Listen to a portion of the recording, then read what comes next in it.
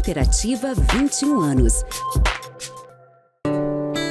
Grupo Felite, levando felicidade para onde for.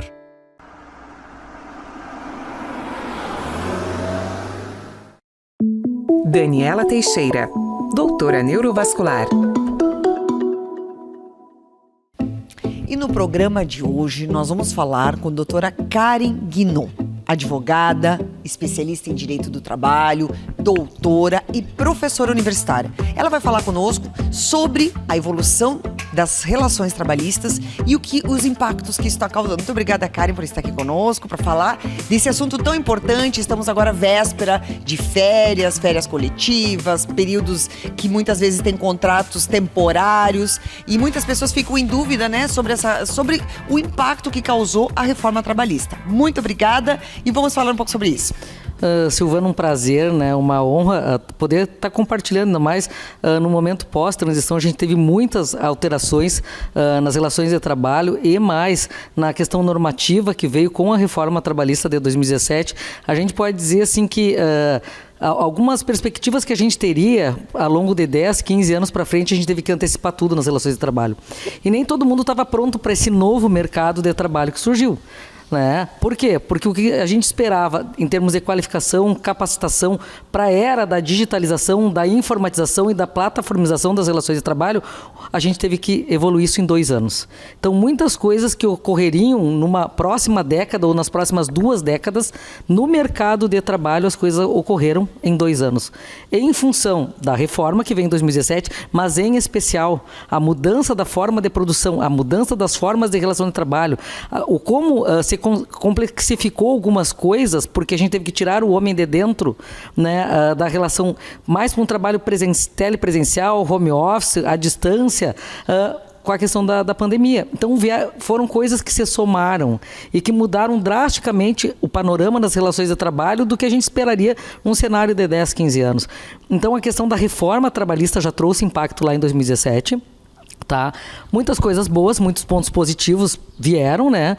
Assim como depois a gente teve que mudar a forma de produzir e a forma de se relacionar para sobreviver, para as empresas sobreviverem. E isso atingiu o campo industrial, o campo comercial, o campo rural, né? Porque o Covid trouxe um novo viés da forma de produzir.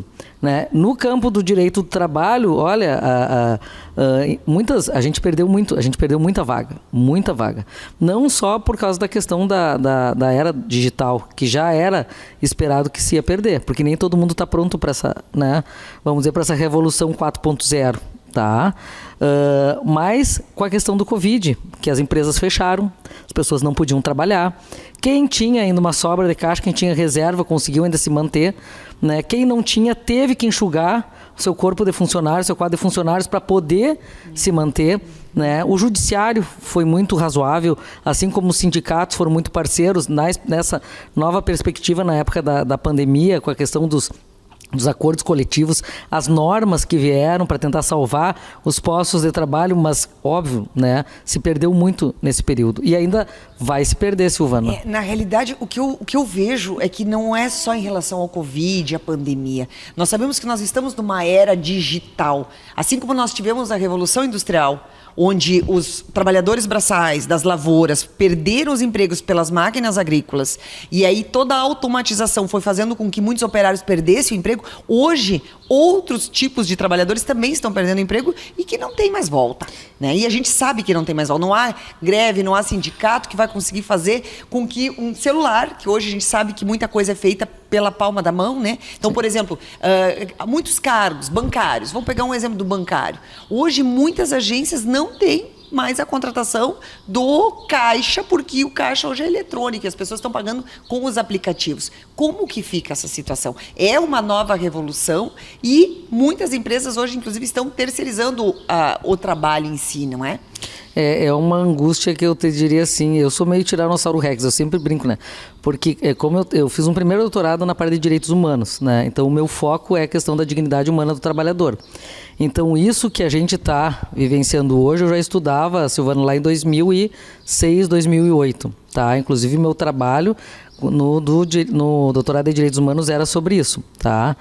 E Se a gente for pensar, é desumano um trabalhador ficar o dia inteiro ali batendo uma pedra, sendo que uma retroescavadeira tira aquilo em minutos. Mas não é? ao mesmo tempo, Silvano, muitos desse trabalhador não tem uma outra qualificação para fazer outra coisa. O que eu quero dizer? Tá, a gente já vinha, isso é um processo que não tem volta, tá? Isso é um processo que cada vez mais a gente tem que conscientizar, né, os de casa, os filhos, de que hoje se qualificar é fundamental. Né? Porque o mercado exige, né? As relações de trabalho exigem. A gente já sofreu uma dizimação, vamos dizer, do trabalho no campo. Porque o que antes 50, 60, 70 trabalhadores faziam, hoje uma máquina, uma colhedora faz. Com né? precisão ainda. E com precisão, e ainda ela consegue produzir, por incrível que pareça, né? O que a gente chama das linhas, né? Ela consegue produzir 3 culturas num mesmo espaço. Né? E inclusive, né, sem operador, porque tudo via tecnologia, né? É mapeado a zona de produção e a máquina faz. E isso a gente já vivenciava, a gente que tem oportunidade de viajar para fora, a gente já vivenciava muito disso. E eu me perguntava, né, desde que comecei a viajar para a Europa, viajar para os Estados Unidos, eu ia no posto de gasolina, né? Nunca teve frentista, não tem, né?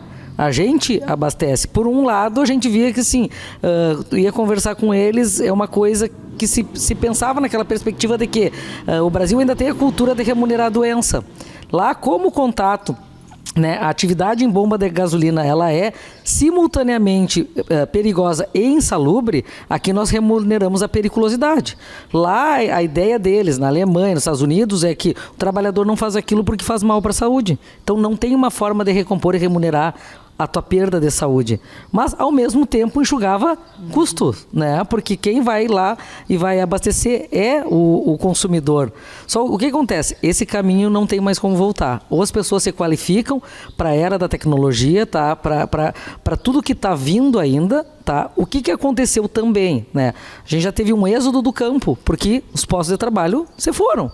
Né? 50 trabalhadores eram substituídos por uma máquina. Sim. Tá? Então, para onde é que esse povo vem? Para onde é que essas pessoas vão trabalhar? Sempre me preocupou muito, obviamente, traz facilidade imensamente. A gente não pode imaginar hoje, né, trabalhar sem todos os recursos tecnológicos que a gente tem. Otimiza resultado, logística, comunicação, interação, integração, cumprimento de normas e tudo mais. Mas, ao mesmo tempo, a gente tem que pensar. E aqueles que não conseguiram se adaptar ou se preparar para essa evolução tecnológica. E com o avanço, a gente imaginava que 10, 15 anos tudo ia estar assim.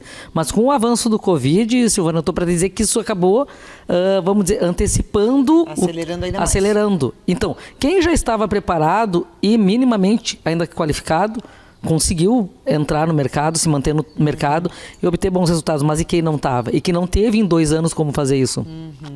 Então, o recado que se tem que colocar é esse. É um caminho sem volta, né? E no campo da questão da reforma trabalhista, hoje está praticamente tudo virando MEI. Né? O mercado da relação informal ele está se preponderando sobre a questão da formalização, né? Isso o direito do trabalho, né? E a questão do trabalho árduo dos sindicatos, dos operadores do direito, do judiciário e enquanto assim no resguardo dos direitos dos trabalhadores conseguiu se preservar até a reforma trabalhista, porque até a reforma trabalhista não se poderia terceirizar as atividades fim, só poderia terceirizar o que a gente chama de atividade periférica, que não é atividade nuclear de qualquer empreendimento, seja industrial, seja rural, seja, né, comercial. Hoje tudo é passível de terceirização, por quê? Porque isso foi liberado. Né? E na tua avaliação, isso foi positivo ou não? Porque eu vejo que a pessoa que acaba criando o MEI, que é como a gente fala, né, o microempreendedor, né, o empreendedor individual, ele acaba se tornando um empreendedor, que ele pode até acabar trabalhando para outras pessoas, ele pode até eventualmente aumentar a renda dele, porque ele vai estar prestando serviço para várias pessoas ou organizações. Na tua opinião, isso é positivo ou isso pode ser uma forma de simplesmente burlar os encargos trabalhistas? Depende da ótica e de que lado tu tá visualizando isso.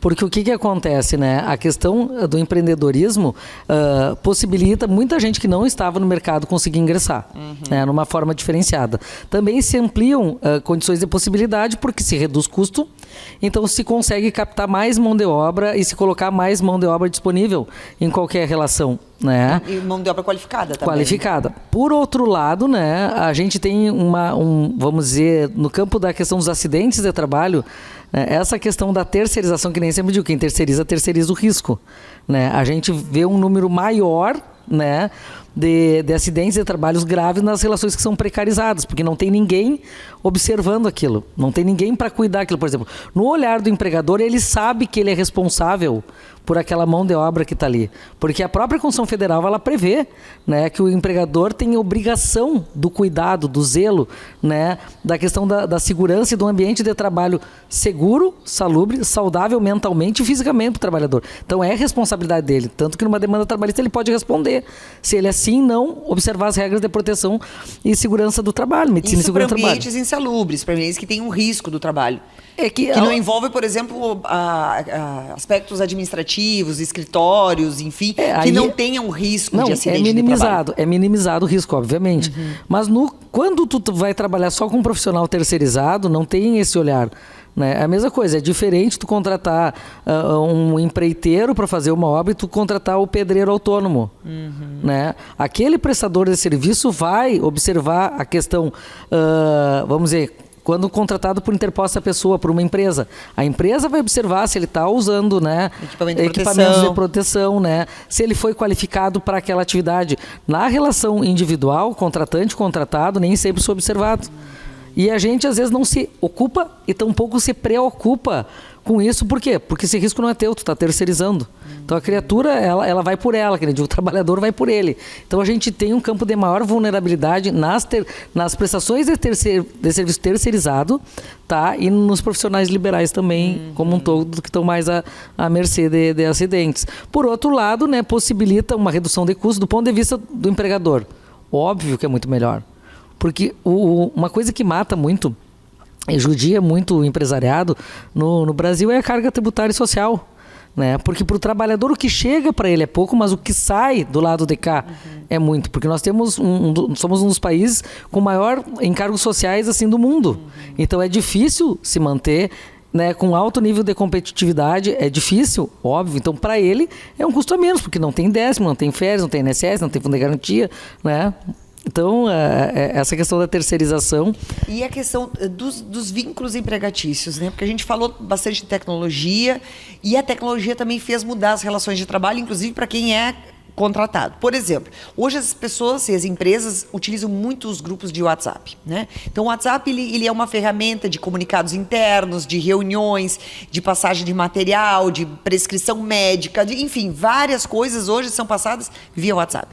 Quando o colaborador recebe esse WhatsApp, daqui a pouco 7 horas da noite, 8 horas da noite, daqui a pouco, eu vou mandar lá, aquilo pode configurar uma hora extra? Com certeza, tá? Depende de qual é o enfoque, se é uma demanda ou se é informativo. Tá?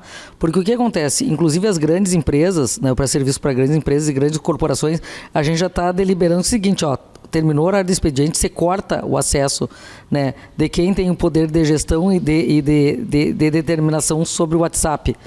Né, porque isso pode ser visto dessa forma. Hoje em dia, WhatsApp, e-mail, né, tudo é prova na Justiça do Trabalho. E porque a Justiça do Trabalho ela vai trabalhar com o que a gente chama um conjunto probatório. Claro que os juízes são experientes, eles conseguem visualizar numa situação específica o que é uma demanda feita fora do horário de trabalho e o que é uma informação ou alguma coisa com caráter muito mais só informativo de algo que vai acontecer. Né? Olha, vão ter um evento tal dia. Uma coisa é a demanda, que requer que o trabalhador saia do horário de descanso dele para se subordinar a fazer alguma coisa, alguma atividade. Né? Foi bem importante até tu falar sobre isso, porque eu estou escrevendo um artigo, porque a Justiça do Trabalho, né, cotidianamente tem julgado ações envolvendo a questão da hora extra e das demandas fora do horário de ambiente via WhatsApp, via e-mail e outros meios, que eu estou escrevendo sobre direito à desconexão, que na verdade nessa nova ótica do direito do trabalho e das tecnologias dentro das relações de trabalho, na verdade ninguém tem, Silvana. Ninguém para mais. Ninguém para mais. Então é pegar o celular e dizer, desliguei, é só tirando o celular, porque daqui a pouco eu vejo que alguns médicos, vamos dar um exemplo de médicos. Tem médicos ginecologistas que fazem plano, que estão fazendo plano para fazer todo o acompanhamento gestacional e tem o acompanhamento de WhatsApp. Quando eu vi aquilo a primeira vez, eu digo, meu Deus do céu, mas é verdade? Porque daqui a pouco tu vai estar à disposição 24 horas, a grávida, né? Meia-noite teve uma dorzinha, teve uma contração, tá ligando, tá pegando informação e essa pessoa não vai ter descanso nunca, ela vai ter que estar 24 horas à disposição do seu paciente. Mas aí é que tá, esse cuidado, o que acontece? Quem é empregado está sujeito. Isso é uma discussão que até eu tinha em casa, né? Porque às vezes é difícil para quem é um profissional liberal entender por que ele pode trabalhar 18 horas, 14 horas, 12 horas e a secretária dele tem que trabalhar 8, né? Porque depende de que tipo de relação a gente está envolvido. Quando tu é profissional liberal, eu como advogada, né? Eu como advogada, eu advogo 24 horas por dia, que eu digo, o advogado ele está conectado, né? Eu estou vendo sentença que saiu de madrugada, né? Eu estou entrando nos sistemas, acessando processos judiciais eletrônicos qualquer horário. Então, que nem eu digo assim, a gente, ninguém mais tá assim, não submetido à questão da conexão. A gente passa permanente conectado, mas até que ponto isso é o limite? Até que ponto o poder diretivo patronal vai, né, para começar a causar um dano ao trabalhador? O trabalhador, ele precisa, enquanto empregado, ele tem uma jornada pré-determinada. E ele precisa, após esse horário, ter o direito de se desconectar. E quando eu digo se desconectar, não é só sair do trabalho, mas vou continuar preocupado, porque continuo me demandando, não. É sair do trabalho, eu tenho meu tempo de lazer, eu quero ter meu tempo familiar, eu quero ter o meu tempo para fazer as coisas que me dão prazer, né? O que a gente chama do bem-estar no ambiente de trabalho e no bem-estar fora do ambiente de trabalho. Até para ter uma saúde mental. Porque senão, Silvana, começa os processos de adoecimento.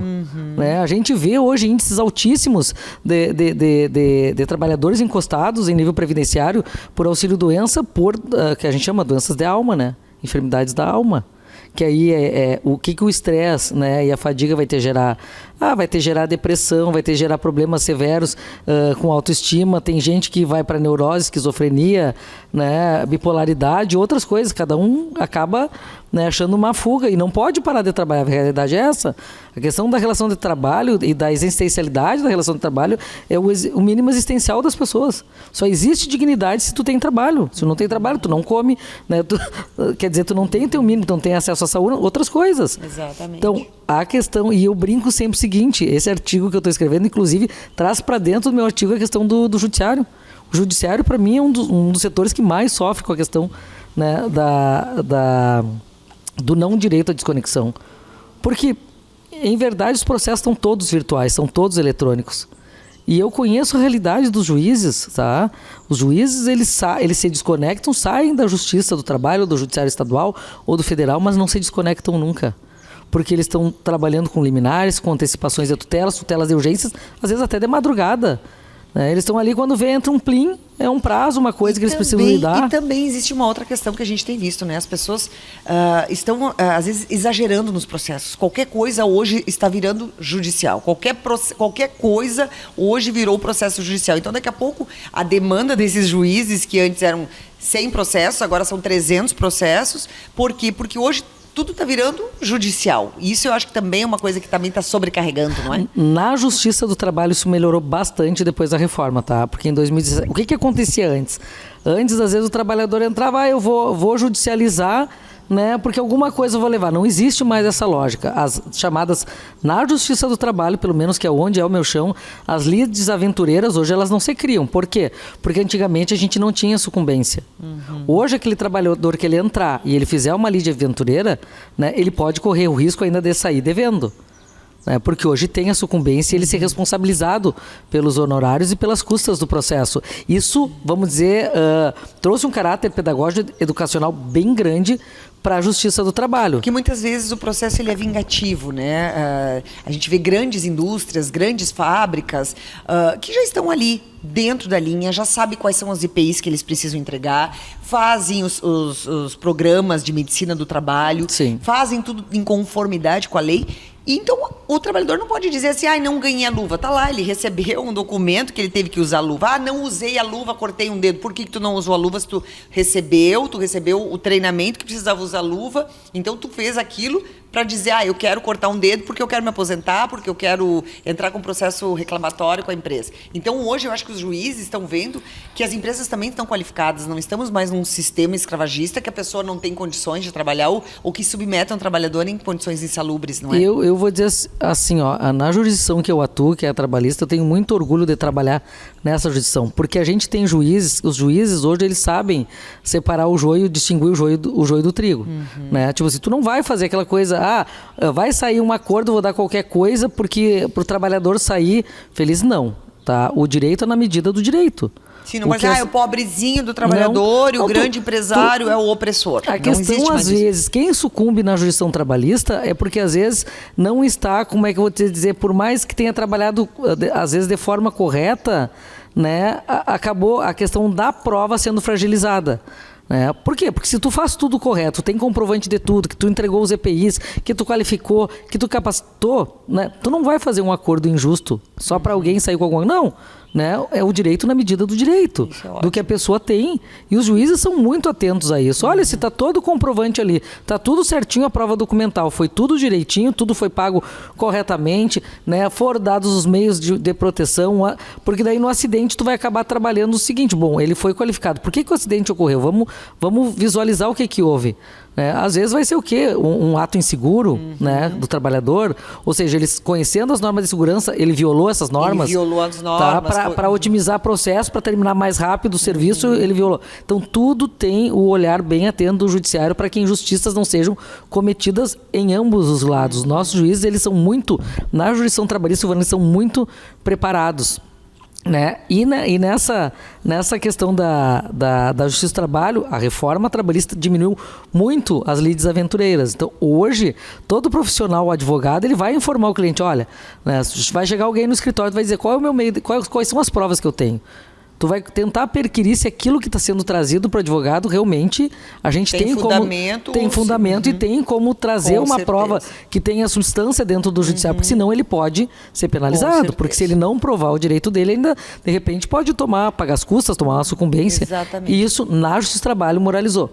No outro campo das outras jurisdições, cada vez mais a questão do tempo que a gente não diz razoável, mas irrazoável dos processos por causa da cultura do litígio que a gente tem no Brasil, que tudo vira litígio. Tudo vira litígio. Os profissionais cada vez estão mais atentos às formas alternativas de solução de conflitos, que vem pela mediação, né, que vem pela negociação, ou seja, os profissionais dos direitos, eles conseguem ter que se dar conta que a gente tem um viés bem melhor de trabalhar, que é no campo preventivo, não do litígio, tá? Mas na esfera da autocomposição entre as partes. Às vezes tu vai para o judiciário só para homologar uma coisa que já foi pré-definida, que é um acordo. Sim. Esse papo tá ótimo, mas eu acho que nós precisamos falar, Kari, de um assunto que é importante agora nesse período de férias. Muita gente acaba contratando pessoas eventualmente num período de 30 dias, 60 dias, para substituição de férias, por exemplo, ou até no litoral, né, o período de camping. Quais são os direitos que essas pessoas no contrato temporário têm assegurados? Ou por exemplo, eu engravidei nesse período. Eu vou ter um direito de manutenção nesse emprego ou ele é um contrato temporário de 30 dias e deu? Essa tua pergunta é bem relevante, Silvana, porque, por exemplo, as pessoas fazem as coisas erradas, se submetem à jurisdição trabalhista, né, por falta de informação, tá? Porque no campo normativo a gente tem previsibilidade para fazer tudo dentro da lei, com todo tipo de necessidade de qualquer atividade. Vou te dar um exemplo. Essas empresas que precisam de uma contratação extraordinária de mão de obra em períodos festivos, empresas que são de caráter não provisório, as que são permanentes, tá? Mas que em períodos de Natal, períodos de festas, precisam fazer uma contratação maior. A CLT vai prever lá no 443 para que, em caso de acréscimo extraordinário de mão de obra ou necessidade transitória de serviço, que é o que acontece com, por exemplo, abrir um restaurante na praia, que vai funcionar só 2 meses, 3 meses, tá? Ou abrir uma lanchonete, uma boate na praia, que tem um período menor, tem como fazer as coisas da forma correta. O que acontece? Tu vai fazer uma contratação não por contrato da experiência, porque na experiência, a experiência ela só se justifica se eu tenho a vaga para efetivar. E nesses casos eu não tenho a vaga para efetivar. Eu preciso suprir uma demanda extraordinária de serviço. Ou uma demanda sazonal de serviço, como é quando eu vou abrir um empreendimento que vai funcionar durante 2, 3 meses. Um período de safra. Eu preciso na safra contratar mais Não, 10 pessoas. Mas aí lá o artigo 14 da lei da safra me permite fazer o contrato por prazo determinado. Então a lei do safrista, ela vai me permitir essa modalidade de contratação que é o chamado contrato de pequeno prazo, tá? Mas para os trabalhadores que não são submetidos à lei do rural e à lei da safra, o 443 da CLT ele resolve esses problemas da sazonalidade. O que as pessoas fazem e depois dá problema na justiça trabalhista é porque elas fazem um contrato de experiência, sendo que quando termina a experiência eu não tenho a vaga. Então eu fiz a modalidade de contratação errada.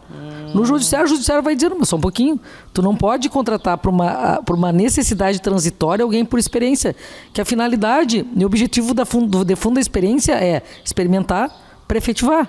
Que aí são aqueles contratos que eu posso fazer da experiência até 90 dias. Sim. Tá? Posso com uma prorrogação. Então, posso fazer 30 mais 60, posso fazer 60 mais 30 e depois, né, se ele não foi resolvido, automaticamente você considera por prazo indeterminado. Mas isso é para quando eu tenho uma vaga para ser preenchida.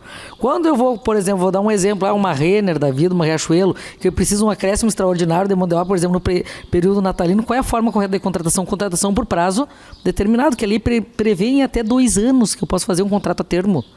Então eu vou contratar o trabalhor por até 2 anos? A gente tem previsão na CLT. Que era 2 meses só. Não. A gente foi mudado já lá antes da reforma, tá? Eu posso fazer um contrato de 2 meses, eu posso fazer um contrato de 3 meses, tá? Para aquela necessidade transitória de mão de obra, de acréscimo de mão de obra, mas não contrato de experiência, porque eu não tenho a vaga. Ok, então esse contrato de 2, 3 meses, período natalino, que é um período que Eles vão ter exige todos os direitos mais vendedores. normais. Vamos pegar um exemplo. Vai ter todos os direitos. Sim, só que pela aquele prazo de vigência. A única coisa que não vai ter, né, é multa fundiária, porque na verdade tu sabe quando o contrato começa e quando ele termina. Já tem um prazo. Exato, já está o prazo pré-fixado, mas tu vai ter o quê? 13º proporcional, férias proporcionais, o FGTS daquele proporcional, período, né?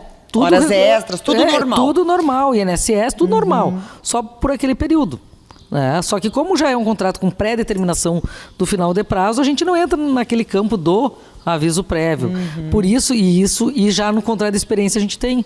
Por isso que normalmente as pessoas optam por fazer 30 e depois prorrogado, do que fazer direto, por exemplo, um contrato de experiência de 90 dias, mas para as atividades permanentes que eu tenha vaga depois. Entendi. A experiência, a finalidade dela é para efetivar. Então eu não posso fazer com necessidade transitória de serviço ou acréscimo extraordinário de mão de obra um contrato de experiência, porque eu não tenho vaga. Tá, mas nesse caso, a gente usou alguns exemplos de lojas e tal. Se diz, eu quero por um período determinado de 2 meses. Bota a nota, faz a anotação. Está ali, e aí quando terminou, este colaborador não pode entrar na justiça contra essa empresa dizendo que quer ser mantido no emprego. Ele pode, mas não vai ganhar. O acesso à justiça é livre, está previsto na Constituição, mas ele não vai ganhar. Por quê? Porque a modalidade de contratação foi feita correta. Já. Agora, aquele que foi contratado como de experiência por uma vaga que não existia, o empregador vai estar vulnerável. Porque a primeira coisa que o juiz vai perguntar, por que foi feita aquela modalidade de contratação? Porque daí parece que é para burlar a questão trabalhista, né? Entende? E uma coisa que é importante, que tem que tomar muito cuidado, é a questão da gestante nos contratos a termos. Tá? Porque isso é reiterado no escritório, Silvana, isso vem mais para esclarecimento à comunidade, né, e aos empresários, que até um tempo atrás, realmente, os contratos a termos, e nele se incluiu, porque o contrato de experiência nada mais é do que um contrato por prazo determinado, só previsto na CLT. Tá? O que acontecia? A mulher ficou gestante durante o contrato de experiência. Antigamente não tinha a estabilidade ou a garantia de emprego. Tá? A súmula 244 do Tribunal Superior do Trabalho ela foi alterada, foi incluído mais um inciso, deixando bem claro que prevalece a garantia de emprego à gestante, ainda que nos contratos a termos. Então, todos os contratos a termo, tá? Se a trabalhadora engravidar no curso dele, ainda que, né, não interessa, no último dia, entende? Tem garantia de emprego. Porque aqui a visão é o quê? Vamos dizer, se proteger o nascituro, né? Porque para tu ter uma condição de existencialidade, com dignidade, tu precisa de uma mãe que possa se alimentar direito, que possa ter acesso à saúde, que possa estar amparada de todos os níveis possíveis e imagináveis. Então, por isso, a legislação foi alterada, o entendimento dos tribunais fez, né, a mudança da base normativa da súmula 244 para trazer essa proteção nesses contratos, porque você pensa no direito do nascituro, daquele serzinho que está ali. Com né? certeza. No bem-estar dele, muito bacana. não só da mulher. Muito bom. E a gente sabe que as relações de trabalho vão ir mudando cada vez mais, né, Karen? E precisa cada vez mais novas emendas, porque tem profissões que nem existiam, né? Tem trabalhos que nem existiam. No campo remoto, hoje, a gente sabe que tem muitos trabalhadores que ficam trabalhando em casa e que realmente não é necessário estar na empresa. E isso também vai criando novas relações de trabalho, porque tu vai dizer, eu trabalhei em que horário, eu estou usando uma cadeira adequada para trabalhar, eu estou fazendo uma programação de um jogo, eu estou deitado na cama, eu estou sentado, eu tenho luz, eu estou usando minha coluna corretamente. Então, a discussão é ampla, né? É ampla e vai ampliar verdade. cada vez mais, porque nós sabemos que existem muitas outras profissões que ainda nem que estão surgindo. E como equacionar isso tudo e como que a lei vai poder ajudar realmente as pessoas. Então, vocês vão estar sempre estudando, né, Karen? Sempre se atualizando. Cada vez mais. E o mercado é fértil, como eu diria, né, Silvana? Muito fértil, porque quanto mais... É bonito de ver o quanto o direito do trabalho é rico. Né? A gente viu bem que na época da pandemia, quantas relações inesperadas de formas de produzir surgiram. As pessoas sabem se reinventar, as pessoas sabem tentar superar crises, né? E só que fica a dica, né? As pessoas têm que se qualificar, porque essa nossa era tecnológica, que não sabe lidar com isso, não vai conseguir se manter. Né? Isso aí não vai para frente. Então tem que estar correndo atrás, né? Tem que estar correndo atrás. E o direito vem andando paralelamente com isso, mas está... Né? Os juízes estão sempre preocupados, os juristas, os pensadores dos direitos, os operadores como um todo, os advogados, todo mundo está sempre estudando, né? Para a gente sempre tentar de uma forma sistêmica e teleológica acompanhar essas novas realidades, né? Porque o direito é isso, é força viva, ele tem que estar andando ao lado. Exato, com a sociedade. Com certeza. Muito obrigada, Karen, adorei. Eu que agradeço. Bom trabalho, parabéns pelo teu trabalho que tem desempenhado, e eu sei que os teus alunos também sempre te homenageiam, né? E eu acho que isso é muito bom, né, para a vida acadêmica e a vida profissional, porque quanto mais experiência, mais se pode ensinar. Eu acho que isso também é uma coisa muito rica. Então eu quero te parabenizar e muito mais sucesso nessa tua carreira, né, de professora e profissional também. Obrigado e sempre às ordens. Também.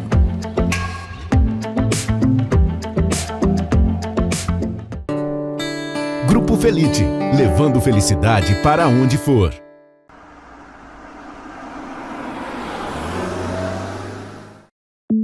Daniela Teixeira, doutora neurovascular.